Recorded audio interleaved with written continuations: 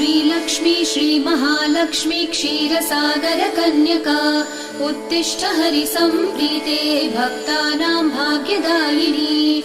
श्रीलक्ष्मी श्रीमहालक्ष्मी क्षीरसागरकन्यका उत्तिष्ठ हरिसम्प्रीते भक्तानां भाग्यदायिनी।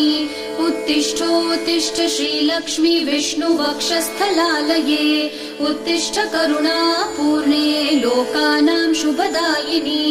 उत्तिष्ठोत्तिष्ठ श्रीलक्ष्मी विष्णुवक्षस्थलालये उत्तिष्ठ करुणापूर्णे लोकानां शुभदायिनी।